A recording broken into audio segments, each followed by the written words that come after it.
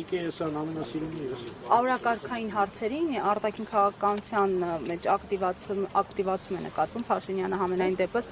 տարբեր ոյաժներով փորձում են վերահաստատել, որ խաղաղության օրակարգը այսպես կոչված շարունակում է հետաքրքրող մնալ։ Ձեր տպավորությամբ ուր է տանելու Փաշինյանի խաղաղության օրակարգը Հայաստանի Հանրապետությունը եւ այլընտրանքը որն է, եթե կարծում եք, որ դա կեղծ խաղաղության թեզ է, ինչպես հաճախ նշում են ընդդիմադիր գործիչները։ Շնորհակալություն հարցի համար եւ շնորհակալ եմ, որ շատ կարևոր, ամենակարևոր հարցերից եք սկսում մեր զրույցը, որովհետեւ այո, խաղաղության եւ պատերազմի թեման այսօր շատ արդիական է, հատկապես Հայաստանի Հանրապետության եւ մեր տարածաշրջանի համար, եւ որքան էլ այսօրվա կառավարիչը վարչապետի Աթոռի Նստածանձը խոսի այն մասին, փորձի համոզել, ապացուցել, որ մեր երկիրը գնում է խաղաղության, որ իր միակ նպատակը դեպի խաղաղություն գնալն է, բացարձակ անհամոզիչ է այն համապատկերի վրա, որ ամբողջ աշխարհում բոլոր պետությունները այսօր ավելացնում են իրենց ռազմական բյուջեները, բոլոր պետությունները, այդ թվում նաև մեր հարևան Ադրբեջանը։ Երբ որ գերհզոր պետությունները ավելացնում են իրենց ռազմական բյուջեն, բանակին ավելի շատ են մատակարարում, երբ որ Ամերիկայի Միացյալ Նահանգների նման հզոր գերտերությունը իր պաշտպանության նախարարությունը վերափոխում է պատերազմի նախարարության, այս համապատկերի վրա խոսել միանշանակ խաղաղության մասին, որ մի Նիկոլ Փաշինյան բերել է խաղաղություն այս տարածաշրջանում, առնվազն ծիծաղել է, եթե չասեմ, որ պետքական։ Չի կարող լինել խաղաղություն մի պետության ներսում, որտեղ պատերազմ է ոչ միայն ներքաղաքական կյանքում, այլև արտաքին քաղաքական կյանքում։ Չի կարող լինել խաղաղություն մի պետության համար, որը բանակի բյուջեն կրճատում է, որը ծառայության ժամկետները կրճատում է, ամենանեպս հայտարարել է այդ մասին, որ կրճատելու է,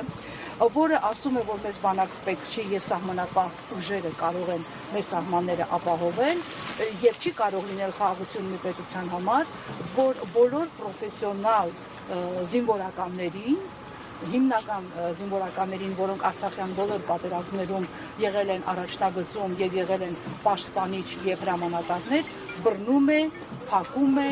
այդ մարդկանց ուղղակի մեկուսացնում է իրական կյանքից։ Չի կարող լինել այս տարածաշրջանում խաղաղություն, հատկապես Հայաստանի Հանրապետության համար, քանի դեռ Հայաստանի վարչապետը Նիկոլ Փաշինյանն է։ Տիկին Եսայան այսօր Հանրապետության երկրորդ նախագահ Ռոբերտ Քոչյանը մամուլի ասուլիսով հանդես եկավ, նա նաև անդրադարձավ իմպիչմենտի օրակարգին, նշելով, որ նախ այդ հարցը իր համար կարևոր է եւ իր սիրած թեման է, քանի որ հանրապետականն է նախաձեռնել, նա նշեց, որ իրենց ձայները տվել են եւ հիմա սպասում են, նաեւ նշեց, որ այդ գործընթացը պետք է տեղի ունենա այս երկու ամիսների ընթացքում, եթե օրինակ սկսվի այդ թեման ակտիվանալ հունվարին կամ փետրվարին, նա արդեն անլուրջ կվերաբերվի, որովհետև ըստ էության ընտրական պրոցեսներին մնալու է 2 ամիս։ Ես շնորհակալ եմ, որ երկրորդ նախագահը կարևորում է արդեն իմպիչմենտի թեման, որովհետև դուք շատ լավ հիշում եք, թե Հայաստան խմբակցության պատգամավորները եւ ինքը Ռոբերտ Քոչյանը, ինչպես էր վերաբերում ամիսներ առաջ, մոտ 4 ամիս առաջ իմպիչմենտի գործընթացին համարում էին անլուրջ, ընդ որում ոմանք ինքնուրույն գնացին, որ համարում էին, որ իմպիչմենտի գործընթացը ուղղված է Ռոբերտ Քոչյանի դեմ։ Ես ուրախ եմ, որ վերադարձել են տրամաբանության դաշտ եւ հասկանում են, որ այս պահին Հայաստանի Հանրապետության համար միակ սահմանադրական ճանապարհը Նիկոլ Փաշինյանի իշխանությունից ազատվելու համար մնում է այդ կառավարության անվստահություն հայտնելու գործընթացը։ Եվ եթե ստորագրությունները տվել են ու մտածում են, որ դրանով այլևս իրենք անելիք չունեն, սա չեմ համարում քաղաքական մոտեցում, սա չեմ համարում միասնականությանը ուղղված գործընթաց, որովհետև եթե անվստահություն հայտնել Նիկոլի կառավարությանը, ապա անվստահություն պետք է հայտնել բոլոր ընդդիմադիր ուժերը միասին եւ միասնական։ Պիտի ես նույն աստուծություն Քոչարյան Ռոբերտը նախասեց, որ սոցիալական հարցումներին չի հավատում, բայց միաժամանակ ինչ-որ սոցիալական հարցումների հղում արեց եւ ասաց, որ խորհրդարան կանցնեն Փաշինյանի բացի եւս 2 ուժ եւ այդ մեկը իրենք է, մյուսներ Սամվել Կարապետյանն։ Դուք ինչքանով եք իրատեսական համարում նրա այս հայտարարությունը։ Ես չեմ կարծում, որ մարդու ով ասում է, որ մի տեղ առաջ չկար, հա, 7-8 օր մարզերում շրջել մարդկանց հետ։ Ես չեմ ուզում մտածել, որ հանրապետության Ես չեմ ուզում մտածել, որ հանրապետության երկրորդ նախագահը հավակնում է Վանգայի կամ Նոստրադամուսի դերակատարմանը, որովհետև նման կանխատեսում անելը առնվազն պիտի, չգիտեմ, էքստրասենս լինես, սովորաբար էքստրասենսների կանխատեսումներն էլ 99%-ով չեն իրականանում, եւ առնվազն տարօրինակ է, որ նման պնդում է անում, նման հաստատում տոնայնությամբ, որովհետև քաղաքականությունը միշտ հնարավորինի արվեստ է, քաղաքականությունը միշտ երբեք միասա երբեկի արվեստ է, եւ քաղաքականությունը այո անակնկալներ է պարունակում։ Ես կարծում եմ պարզապես երկրորդ նախագահի ցանկությունն է դա,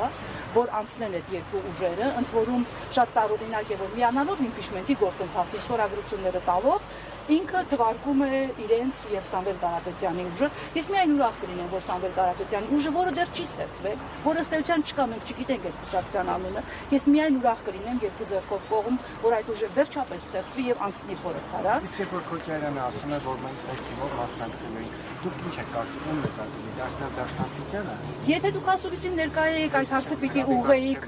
պարոն Քոչարյանին, թե ինքը ում նկատի ունի, որ ասում է մենք մեր թիմով, դե ուրեմն պետք է նախ իրեն հարցնել, չգիտեմ ինքը ում նկատի ունի, այդուհանդերձ ես կարծում եմ, որ բոլոր քաղաքական ուժերը, բոլոր գործիչները այսօր կարծես իրենց տեղավորել են նախընտրական տրամաբանության մեջ, բայց ես կարծում եմ մինչ այդ տրամաբանության մեջ հիմնավորվելը պետք է բոլոր ընդդիմադիր քաղաքական ուժերը իրենց դնեն անվստահության գործընթացի մեջ եւ ջանք ու երան չխրայեն, որպեսզի այդ անվստահության գործընթացը ի վերջո իրականություն դառնա, որովհետեւ ես ելի եմ ասում, միշտ եմ ասել, եթե մենք 26 թվականի ընտրություններին գնում ենք Նիկոլ Փաշինյանի իշխանությամբ, մենք գնում ենք, այսինքն պարտության։ Նիկոլ Փաշինյանը նոր ընտրություններում պարլամենտական պիտի չլինի իշխանություն։ Եվ դրա համար բոլոր ուժերը, Քոչարյանի ուժերը, Դաշնակցությունը, բոլոր ընդդիմադիր ուժերը, նոր ստեղծվելիք Սամվել Կարապետյանի ուժը, որը հուսով կստեղծվի, այն բոլոր գործիչները, որոնք տարբեր տարիներ աշխատել են եւ այսօր հայտարարություններ են անում, որ իրենք մտնում են քաղաքականություն, այսպես հպարտորեն, եւ չեն ասում, թե իրենք ինչ տրամադրվածություն, ինչ մտքեր ունեն անվստահության գործընթացի մասին, այդ բոլոր ուժերը պետք է հասկանան, որ այս անվստահության գործընթացը պետք է նաեւ իրենց աջակցությամբ, իրենց մասնակցությամբ իրականություն դառնա։ Եթե չեմ սխալվում, ձեր ասածի սկրինշոթն է տարածվում, որ ասել եք 7 պատգամավոր կակապից, որ պատրաստ են միանալ։ Կան արդեն։ Կարծում եմ ավելին կան, անուններ չենք ասելու, չեմ ասելու, որովհետև այդ մարդկանց մենք հարվածի տակ ենք դնում։ Եթե դուք հետևել եք պարլամենտում իրավական հարցերի հանձնաժողովում պատիվ ունեմ պատգամավորների ներկայացրած հայտարարությանը եւ նրանց այդ դեմ քրակելուն, ես հետևել եմ ամբողջ ընթացքում եւ անկեղծորեն խղճացել եմ ԿՊԱ-ական ինքին պատգամավորներին, որոնք ջանք ու երանգ չէին խնայում իրենց շեֆին Նիկոլին ապացուցելու, որ իրենք այդ 7 հոգու մեջ չեն։ Այսինքն իրենց մեջ արդեն այնպիսի մի աժոտաժ եւ իրարանցում եւ վախի մթնոլորտ է, որ իրոք այդ մարդիկ կան իրականում եւ իրենցից յուրաքանչյուրը հիմա փորձելու է Նիկոլի մուրճից զգուշանալ, որ հանկարծ մինչեւ բուն գործընթացը հանկարծ Նիկոլի մտքով չանցնի, որ այս կամ այն մի պատգամավոր իր ԿՊԱ-ական այդ 7 թուքու կամ ավելի շատ մեծ թվի մեջ է։ Այո, կան ԿՊԱ-կաններ, ես իրենց մասին առհասարակ լավ կարծիք չունեմ ամբողջ թիմի մասին, բայց կան այնտեղ հատուկ են անհատներ, որոնք իրենք էլ հասկանում են, որ երկիրը գնում է կործանման, որ Նիկոլի իշխանությամբ հնարավոր չէ ունենալ հայկական պետականություն, իրենք շատ լավ հասկանում են, որ իրենց ձայնը լինելու է կարևոր։ Ես կարծում եմ, երբ որ ընդդիմությանը հաջողվի քրիտիկական մասան հավաքել, փողոցը գեներացնել, երբ որ ընդդիմությանը հաջողվի բոլոր ստորագրությունները մտցնել ազգային ժողով եւ իրական հողի վրա սկսել անվստահության գործընթացը, այդ 7 հոգին մի քանի անգամ ավելանալու է։ Ձեզ ուղղակի վստահեցնում եմ, որտեղ էլի եմ ասում, ես որ 96 թվականից քաղաքականությունից մի քիչ բան եմ հասկանում, ես հասկանում եմ, որ քաղաքականությունը նաև այսպիսի բան է, անակնկալներ է պարունակում, մնում է, որ ընդդիմության բոլոր թևերը, եւ քոչանական թևը, եւ այն մյուս բոլոր թևերը, եւ նոր ստեղծվելիք, եւ այդպես հպարտկեցվածքով իրենց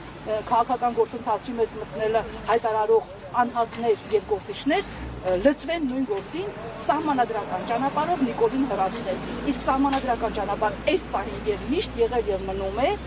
այս կառավարության անվստահություն հայտնել եւ հասնել հաջողության։ Ես եմ